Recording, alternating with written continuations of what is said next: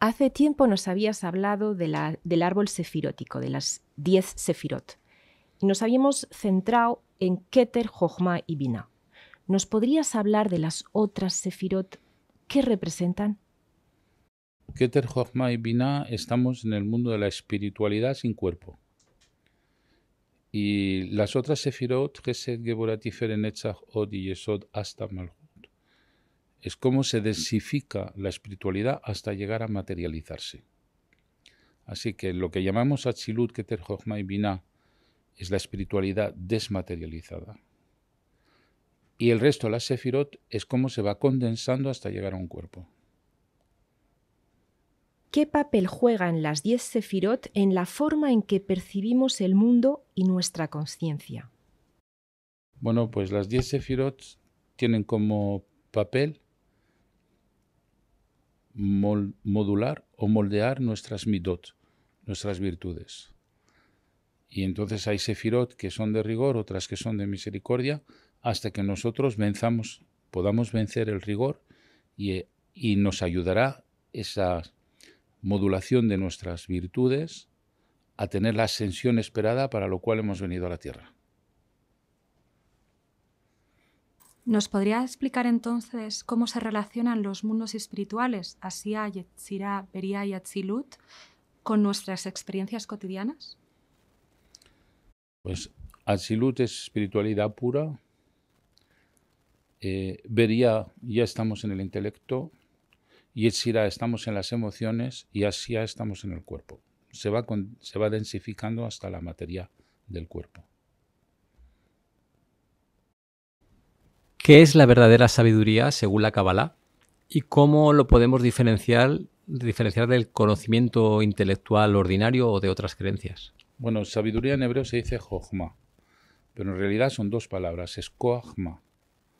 Koachma, Koach quiere decir fuerza y Ma quiere decir pregunta.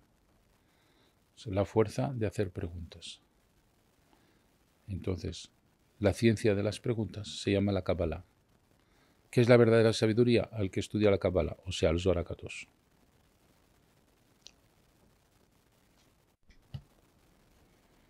¿Puede una persona alcanzar estados elevados de conciencia sin haber estudiado formalmente la Kabbalah? La verdad es que no.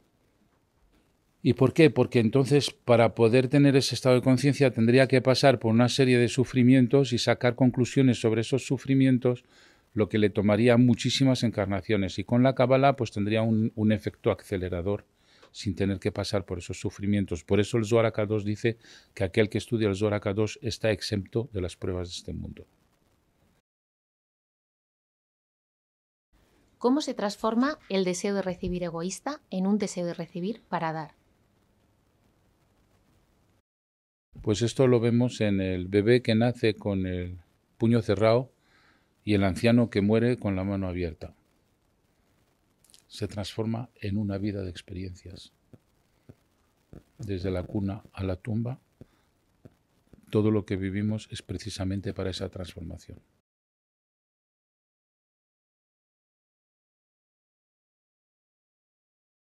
¿Cuál es el rol del sufrimiento en el proceso de la evolución espiritual? Evitarlo. Todo el trabajo del ser humano es evitar el sufrimiento.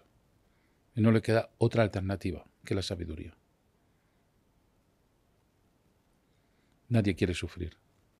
¿Se puede decir entonces que el sufrimiento te empuja a evitarlo, a buscar los medios de evitarlo? Eso es lo que enseñamos nosotros en Kabbalah Mashiach. ¿Cómo interpretar las pruebas de la vida desde una visión cabalística del alma y su corrección?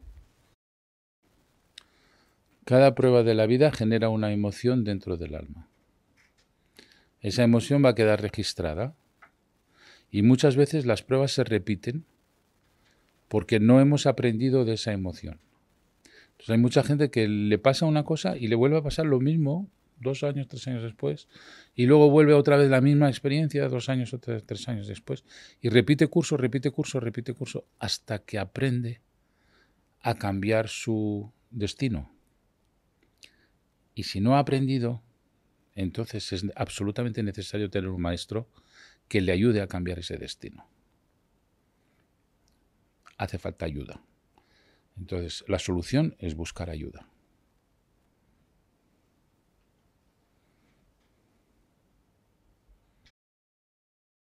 ¿Es el libre albedrío una ilusión o existe algún nivel real dentro del plan divino? El libre albedrío es siempre una decisión entre dos cosas, hasta llegar al verdadero libre albedrío, que es sacrificar su libre albedrío para acercarse al Creador. ¿Cómo se sacrifica tu libre albedrío en ese caso? Pues cuando uno sacrifica su Shabbat para cumplir la halajá, cuando uno sacrifica el no viajar un día de Tisha B'Av, cuando uno sacrifica una comida de mariscos porque tiene que comer kosher, cuando empieza a anular una serie de deseos en pro de la halajá, está sacrificando su libre albedrío. Ese es el verdadero libre albedrío. A ver, yo conozco mucha gente que cumple la halajá a niveles bastante elevados, sin embargo sufren mucho. Entonces, ¿qué pasa? Una cosa es el libre albedrío, otra cosa es el sufrimiento. Son dos conceptos que no tienen nada que ver. El libre albedrío es cómo se toman las decisiones. El sufrimiento es porque no ha aprendido a evitar el sufrimiento. O sea, que decida una cosa u otra, eso es libre albedrío. Que sea ortodoxo o no, puede ser el sacrificio de su libre albedrío, pero que haya vencido el sufrimiento mediante conocimiento, eso es otro tema que no tiene nada que ver con el libre albedrío. Habíamos hablado alguna vez en sus clases del libre albedrío y diciendo que realmente era lo que tú pensabas cuando te ocurría una cosa, pero que la cosa en sí iba a ocurrir. ¿Cómo se encaja esto? Claro. Lo que uno piensa cuando va a ocurrir, pues no tiene nada que ver con el sufrimiento. Las cosas ocurren y uno piensa. Uno puede pensar ante un difunto, pues que esa alma se acaba de reencarnar en su bebé, o uno puede pensar ante un difunto que ya no lo va a poder volver a ver y empieza a sufrir mucho. Depende de su nivel de elevación. El nivel de elevación lo que va a hacer es vencer su dolor. Entonces, el libre albedrío no le va a quitar el dolor. Lo que le va a quitar el dolor es el conocimiento. En ese ejemplo que ha puesto, cuando alguien para superar un duelo entiende que ese alma se ha vuelto a reencarnar, por ejemplo, en su hijo, al final es una elevación de conciencia que le permite dar una dirección a ese alma del trayecto, del porqué, pero ¿cómo podemos estar seguros si es verdad? Bueno, hay una ley en la Torá que dice que nosotros tenemos la Torá grabada en nuestra alma. Cuando alguien te dice o un maestro te da un conocimiento y coincide con lo que tenemos grabado en nuestra alma desde que éramos feto, vemos que hay identidad. Si no coincide, vemos que no hay identidad. Pero el juez que dice si es verdad o no, lo tenemos dentro de nuestros genes. Lo que llamabas el enanito, ¿no? Sí, lo llamo el enanito, sí. Con respecto al seguir la halajá y el sufrimiento, ¿es realmente lo que evita el sufrimiento no es seguir la halajá, sino la halajá combinada con el Zohar, con la Kabbalah, con llegar a Atzilut? Porque hay muchas personas que siguen la halajá perfectamente, pero no llegan a nivel de Atzilut o no dicen no Kabbalah. Esa halajá no está acompañada del conocimiento de esa halajá. La halajá es Kabbalah pura, siempre y cuando se sepa de dónde sale esa halajá. Maestro, una pregunta. ¿El sufrimiento del cuerpo y el sufrimiento del alma son distintos? ¿Qué sería el sufrimiento? Bueno, te voy a dar un ejemplo, ¿vale? Tienes un hijo que va a la cárcel, Haz Shalom. El sufrimiento del alma es lo que padece la mamá que sabe que su hijo está en la cárcel y que está sufriendo. El sufrimiento del cuerpo es el niño que está en la cárcel y que le están pegando. ¿Cuál de los dos sufre más? ¿El sufrimiento del alma de la mamá que se preocupa o el sufrimiento del niño que está en la cárcel y que le están pegando? Uno es el sufrimiento del alma, otro es el sufrimiento del cuerpo.